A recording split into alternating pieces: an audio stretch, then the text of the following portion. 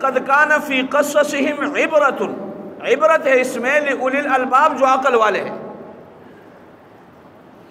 اب یہاں پر ابراہیم علیہ السلام کو جب انعام ملا، انعام اللہ رب العزت نے اعلان کر دیا، قال انی جاعلک للناس اماما،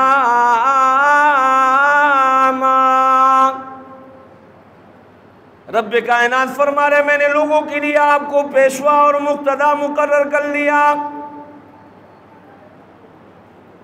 ابراہیم علیہ السلام دعا مانگتے، یا اللہ مجھے تو پیشوا اور مقتدا مقرر کر لیا، لیکن میرے بعد میرے اولاد جو ہے ان کے بارے میں کیا ہوگا؟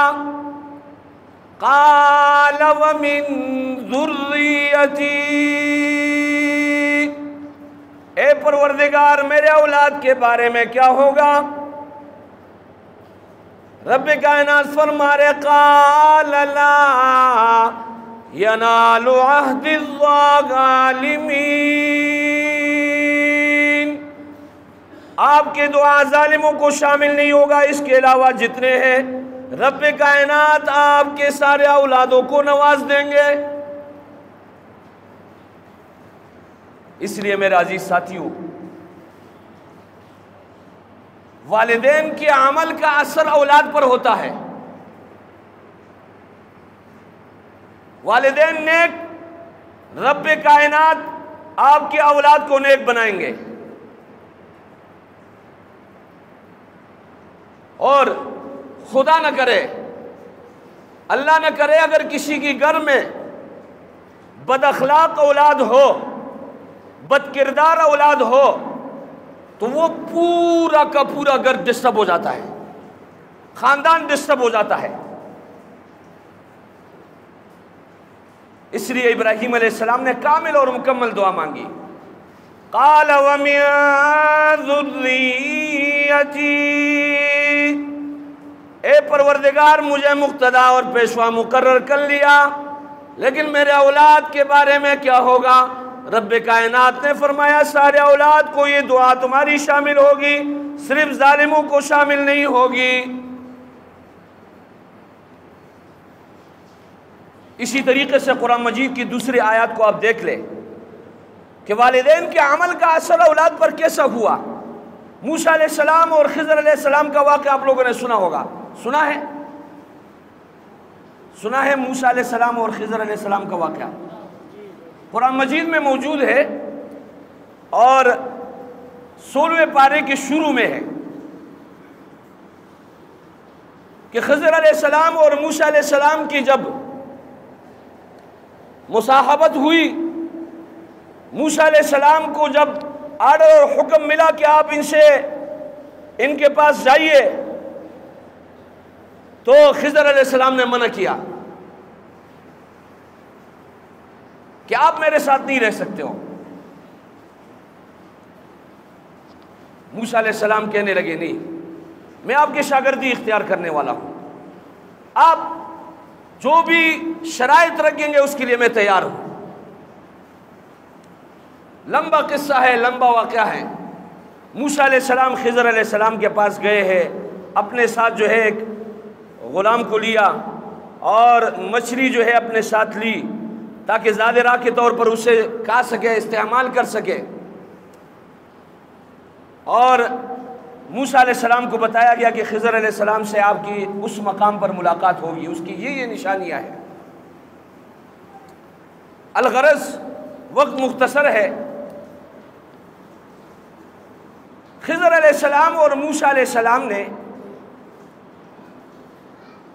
کہ مصاحبت میں 3 کام ہوئے۔ ایک خضر علیہ السلام نے کشتی کا لکڑی نکالا، ایک خضر علیہ السلام نے ایک بچے کو مار دیا، ایک خضر علیہ السلام نے تیسرا کام یہ کیا کہ ایک قریہ، ایک بستی، ایک گاؤں میں دیوار گرنے والی تھی، اور اس قریے اور بستی والوں نے ان کی ضیافت اور مہمان نوازی سے انکار کر دیا، لیکن پھر بھی خضر علیہ السلام نے اس قریہ اور اس بستی میں اس دیوار کو سیدھا کیا۔ تو موسیٰ علیہ السلام نے ان سے کہا یہ آپ نے کیا کیا؟ موسیٰ علیہ السلام کے لیے آرڈر یہ تھا کہ آپ نے میرے کسی کام میں دخل اندازی نہیں کرنی ہے۔ تو جب یہ سوال کیا تو خضر علیہ السلام فرمانے لگے قال هذا فراق بینی و بینک، یہ میرے اور آپ کی جدائی کا ٹائم ہے۔ اما السفینہ فکانت لمساکین یعملون فی البحر فأردت ان اعیبها وکان وراءہم ملک یاخذ کل سفینۃ غصبا۔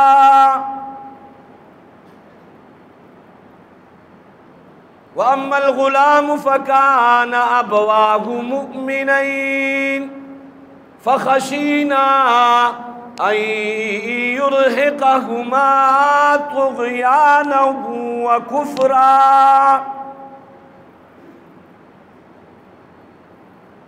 وَأَمَّا الْجِدَارُ،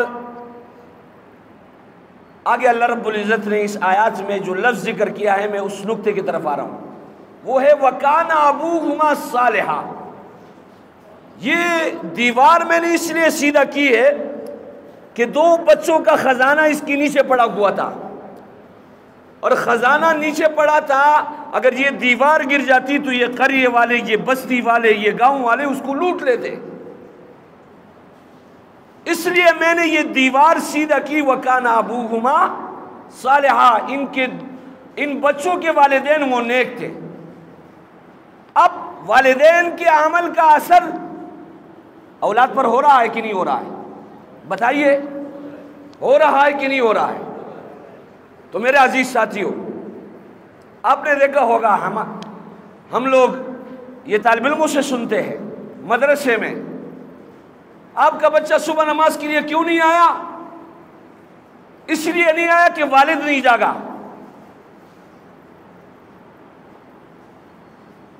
اور جب والد نہیں جاگا تو بیٹا نہیں جاگا۔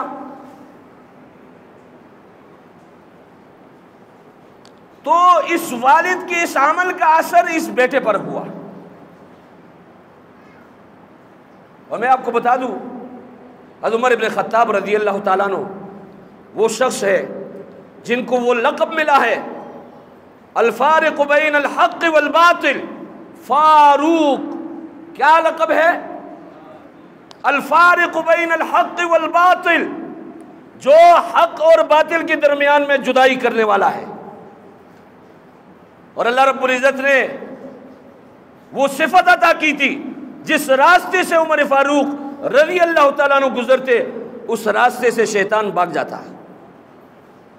اور نبی پاک صلی اللہ علیہ وسلم، کہو یار صلی اللہ علیہ وسلم، نبی پاک صلی اللہ علیہ وآلہ وسلم فرما رہے لو کان بعدی نبی لکان عمر، اگر میرے بعد کوئی نبی ہوتا تو وہ حضرت عمر ابن خطاب رضی اللہ تعالیٰ عنہ ہوتے۔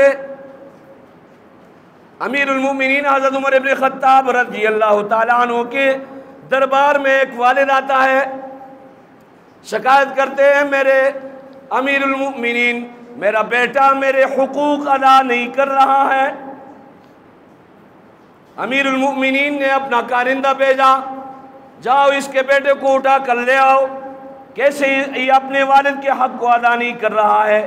والد کے بارے میں نبی پاک صلی اللہ علیہ وسلم فرما رہے کہ والد جو ہے وہ جنت کا دروازہ ہے، اٹھا کر لے آؤ، اس بچے کو اٹھا کر لے آؤ۔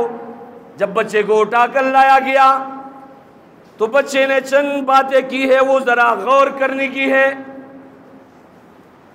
بچہ کہنے لگے امیر المؤمنین میرے چند باتیں سن لو، میری چند گزارشات سن لو، اس کے بعد جو سزا میرے لیے آپ مقرر کر لو میں اس کا مستحق ہوں، آپ مجھے وہ سزا دے دیجئے۔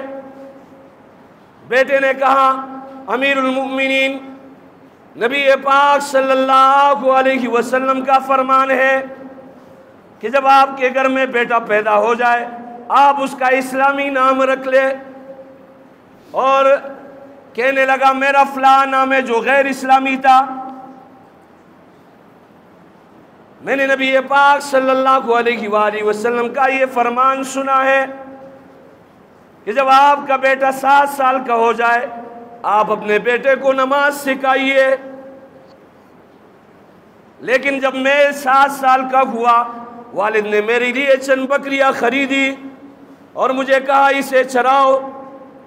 میں نے نبی اکرم صلی اللہ علیہ وآلہ وسلم کا فرمان سنا ہے کہ جب آپ کا بیٹا 10 سال کا ہو جائے اگر نماز نہ پڑھے اسے اس پر سرزنش کی جائے، اسے ڈانٹا جائے، اسے مارا جائے۔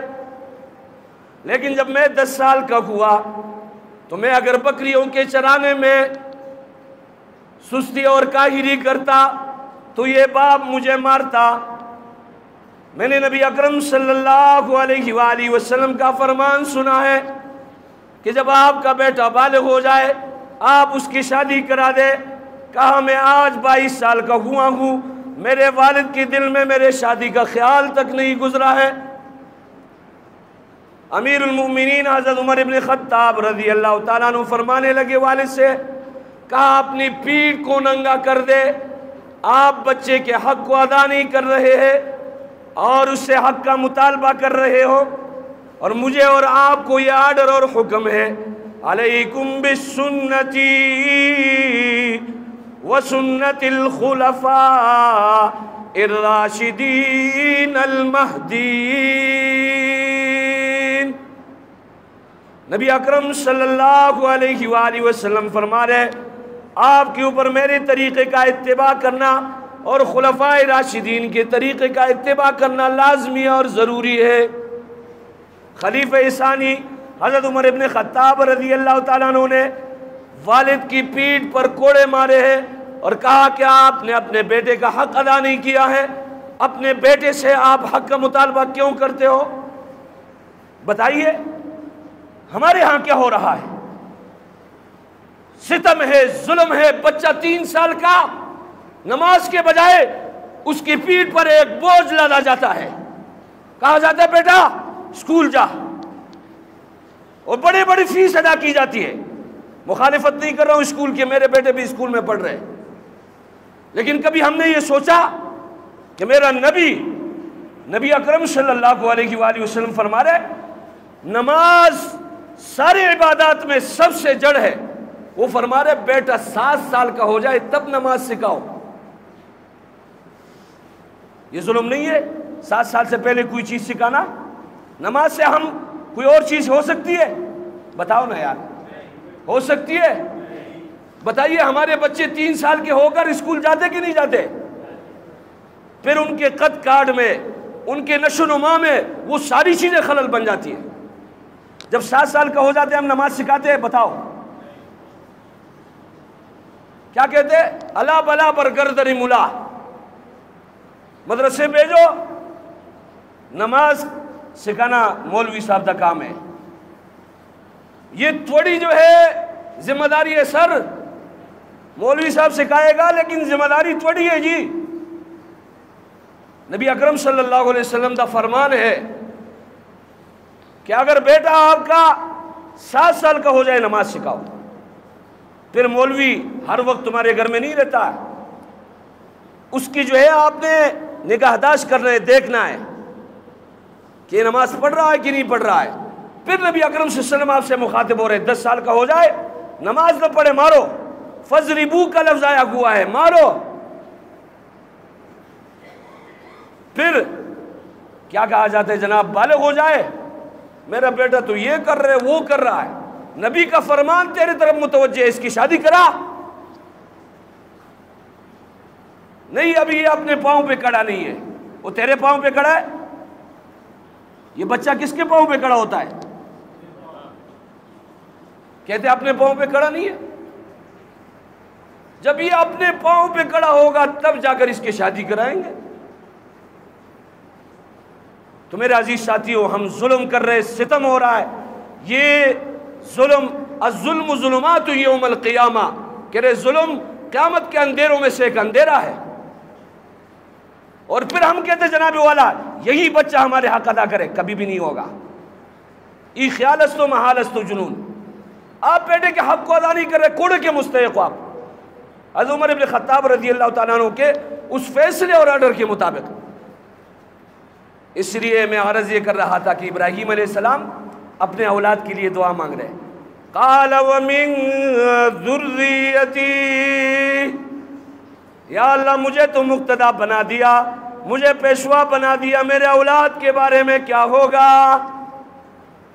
اور پھر اللہ رب العزت نے ہمیں جو ہے اگر کسی کے اولاد نافرمان ہو، یہ وظیفہ آپ یاد کر لیں، قرآن مجید میں سکھایا گیا ہے کہ وہ یہ دعا پڑھ لیا کرے، ربنا ہب لنا من ازواجنا وذریاتنا قرۃ اعین وجعلنا للمتقین اماما، ربنا ہب لنا، اے میرے رب مجھے عطا کر دے،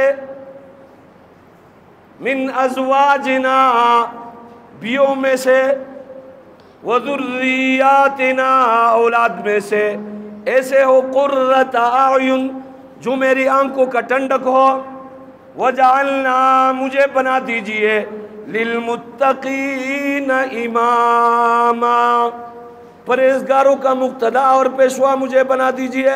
لہٰذا یہ دعا بھی یاد کریں، ربنا ہب لنا من ازواجنا وذریاتنا قرۃ اعین وجعلنا للمتقین اماما۔ اللہ رب العزت سے دعا کرے جو کچھ کہا گیا سنا گیا اس کو سمجھنے، اس پر عمل کرنے کی توفیق عطا فرمائے۔ وآخر دعوانا